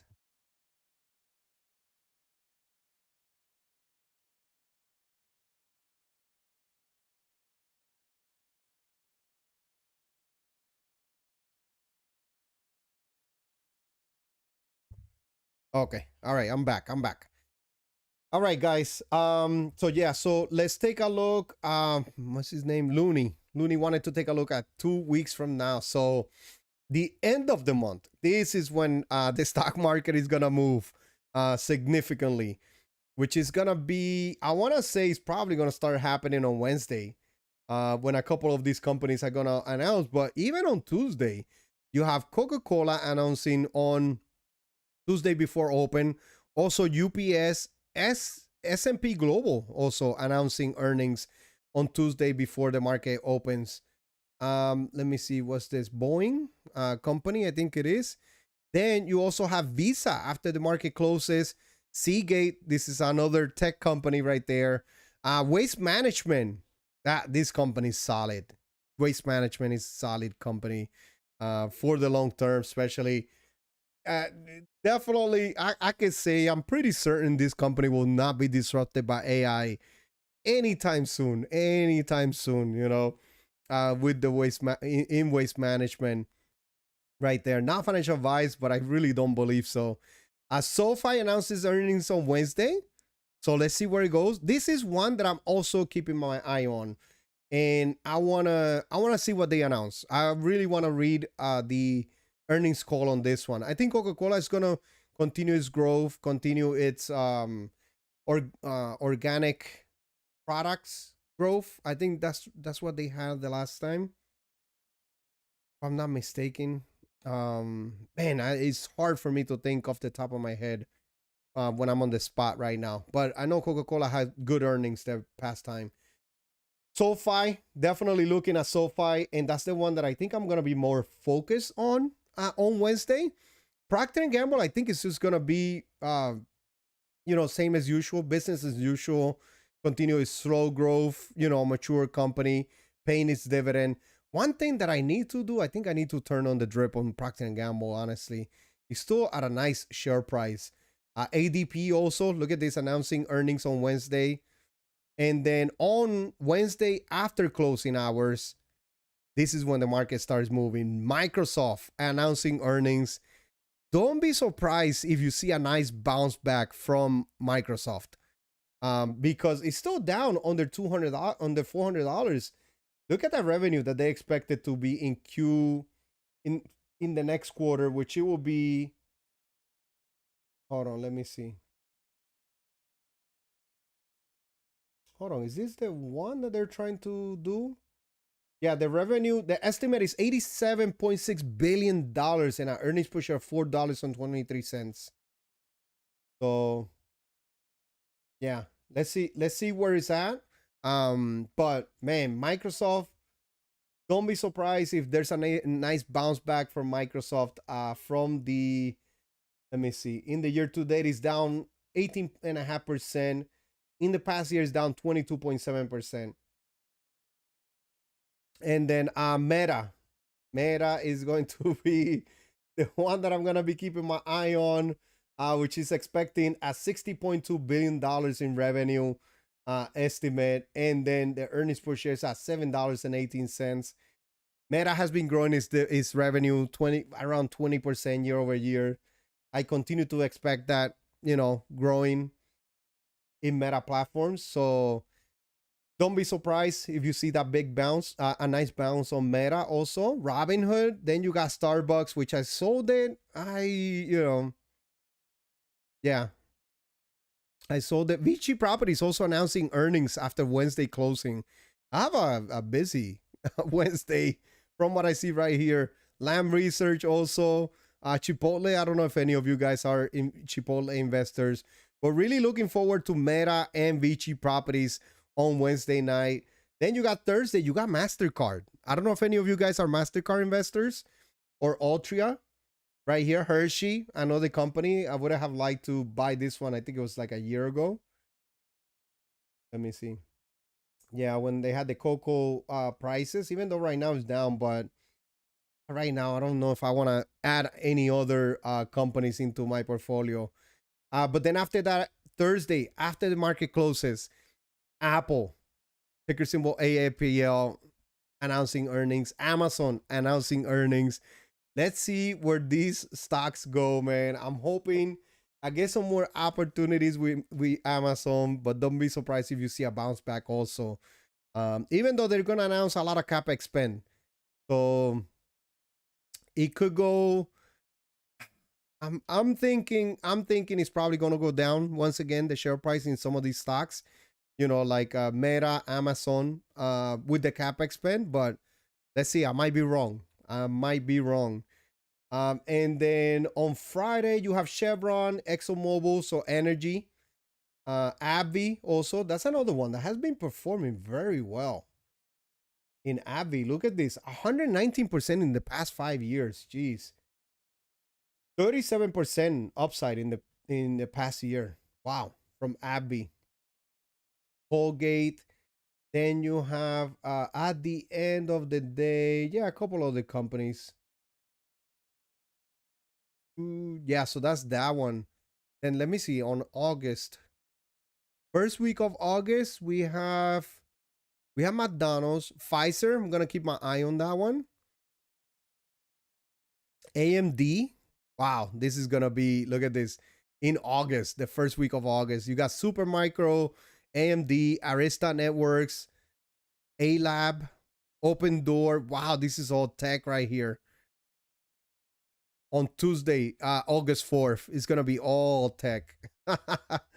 From what I see, Melly, another one. I like this company, honestly. This is the smaller Amazon in South America. Axon, AXON. This is another one. I have on my watch list. This one, interesting company. If any of you guys haven't looked into that one before, but yeah, wow, a lot of companies announcing earnings in the upcoming weeks. Waste Management is my spirit stock. Yeah, man, Waste Management, such great dividend, man.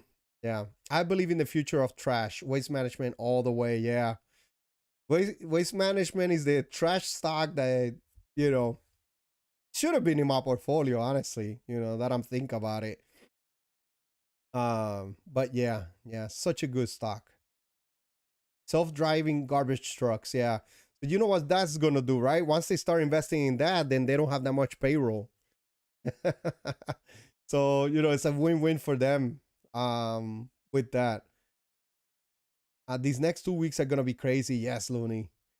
They spent a lot of cash on that in 2024. I'm going to buy $5 worth of WM on Wednesday. So some waste management from Tim. A cup of coffee, nice. Through Apple overtook Nvidia. Oh wow, yeah. I think in the market cap, right? Let me see. Where's Apple? Um, Market cap is 4.9 trillion. Where's Nvidia? Nvidia is not. Let me take a look real quick right here. Trending. Nvidia's always trending. Yeah, 4.91. They're almost the same. Almost the same. SMPL has lots of insider buying with two funds bought that two upgrades after earnings, $14 to $15 with Saks price $17. SMPL.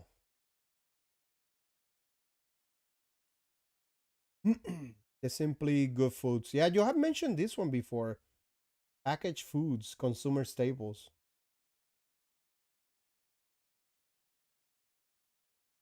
Interesting. Price target upside of 34% from here. What's a revenue decline in the trailing 12 months, Michael? Is that a bad sign? Like, is it gonna continue to decline or shares outstanding? Oh, they bought back shares. That's good. That's a good sign. Earnings per share still diluted. Is it because they bought so many shares? That's what they did with their free cash flow? The profit margin is negative. A self-driving garbage truck will probably be able to carry more trash per truck, save money on expenses. Yes. And not like it could do any more damage to my garbage cans than they already do. That is so true. Thoughts on SpaceX after lockup sell-off? Yeah. Um What are my thoughts on SpaceX? Well, we knew that was gonna happen, right? We all knew that. We all knew there was gonna be a sell-off. It always happens when, you know, it always happens when an IPO starts, right? It goes up, and then for some reason it starts selling off. But it's just this company's at a $1.6 trillion market cap. Um, and the revenue, I think it's like less than $20 billion a year, something like that, or a quarter. No, I think it's a year, right? So the financials do not back up, the market cap, or the valuation. My gosh, it's just, I think SpaceX is gonna be more. It's more of a story, right? Stock. We're believing on Elon Musk, and the plan of going into space and all that. Even so, I think this is more of a stock that if you believe in the story and that Elon Musk will take people into Mars, and we will have some more, or they will have some more revenue coming up from space and stuff. I think this is gonna be more. I think we're more of like 15 plus years away from that. So to me, my opinion, not financial advice. This is more of a, if you DCA into it, some dollar cost averaging, you have to hold long term. You know, Same thing that what happened with Tesla, right? Tesla, let me see, TSLA. If I'm not mistaken, Tesla, it did ended up being a very good, stock, as you can see, but it took years to grow. Look at this. Like it started growing in 2020, so it took, yeah, IPO was in 2010, so it took to start growing significantly, which is up 29,000%, right? Since IPO, it took almost 20 years to start growing, and then 21 years to grow significantly to where you got some crazy gains. But yeah, I think it's gonna be a similar situation with SpaceX as Tesla. It's gonna be like 15 plus years, I think. Could I be wrong? Yeah, nobody can predict the future, right? But I think it's gonna be more of a 15 plus years of SpaceX that investors will need to hold. Well, great question. Axon makes interesting products. I haven't ever looked at the stock though. Yeah, Axon. So let me show you guys real quick before I go. I think it's getting late already, right? It's 10 o'clock already. But let me just show you real quick. Let me just show you real quick. Let me go into their website.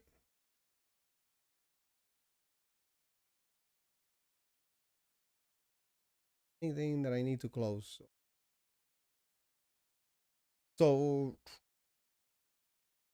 something that Axon or AXON makes, it's like, they make different products for public safety pretty much. And they have contracts, with the government. They supply, hold on, let me just go right here. Like you see the cameras right here that the police officers use. And don't forget, they're gonna implement AI into some of those too, into some of the products that they have. Let me see. They have drones also. They have like things like tasers also. You can see right here, which they sell for training and things like that, to the government. What were some other products that they have? Yeah, they supply these cameras right here. The cameras that the police officers use. Let me see. Ooh, hold on. Products. So they have tasers, they have drones, they have And I wish that they had like a nice list of federal military operations, police response and patrol, correction officers too. You know, like this. They also supply to pretty much like everything. You know, uh, public safety. You know, let's just say, you know, military, police, and corrections. So yeah.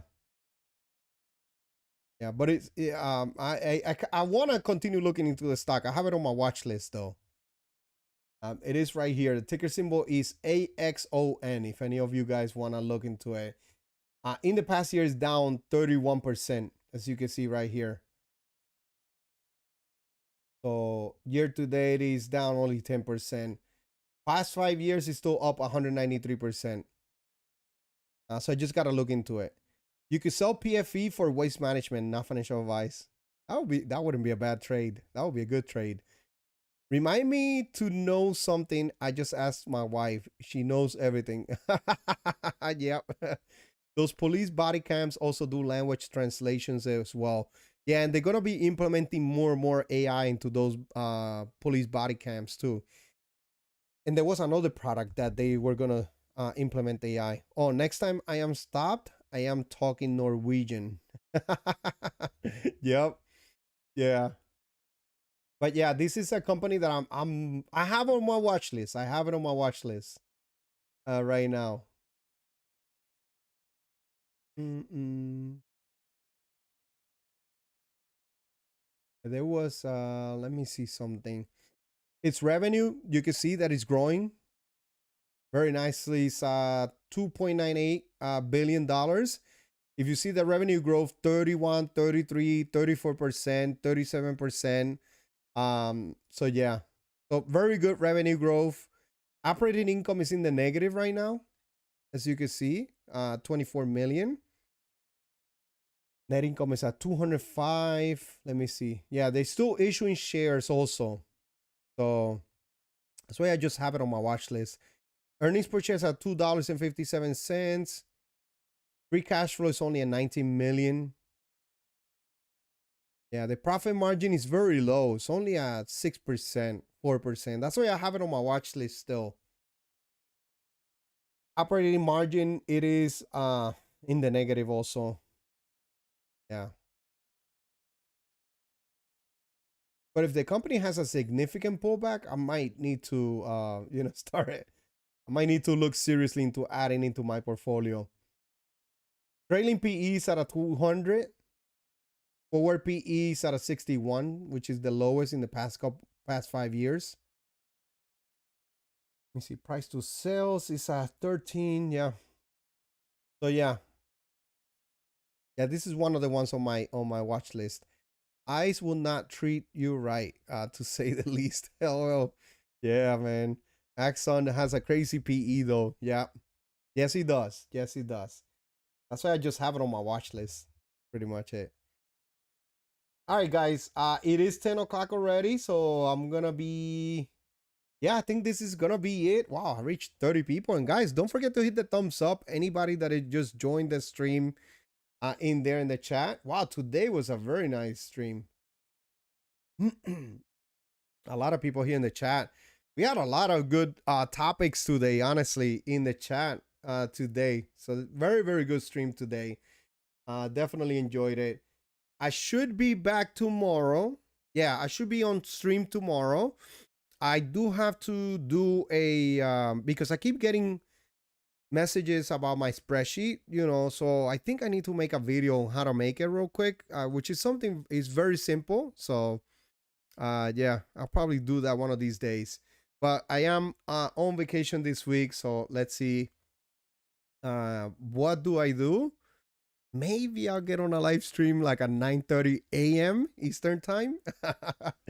So let's see. Let's see if I'll do something like that. Thank you from M. This stream had amazing questions, super fun stream. Yep. It was a very good stream today, honestly. Very good.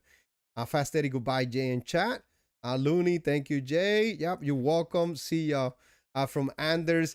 And yeah, guys, don't forget to hit the thumbs up, guys. See y'all next time. Yep.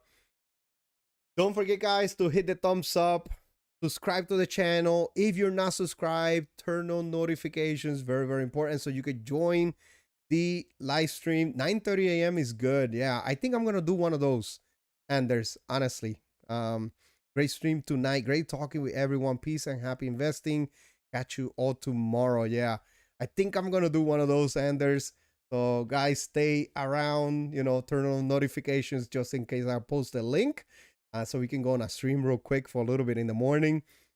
I just want to see if there's any people that would like to join the stream, because I get like over 100 views, and even some like 200 views from each stream. So I think that there are some people that want to join a stream, and post their questions and post their comments and their buys. So I'm thinking about doing one in the morning since I'm off this week. So let's see when I can do it. I'll try my best one of these days. But yeah, guys, thumbs up, subscribe to the channel. If you're watching the replay, leave your opinions in the comments. And like I always say, guys, I hope you enjoy this one, and I'll see you on the next one. Thank you.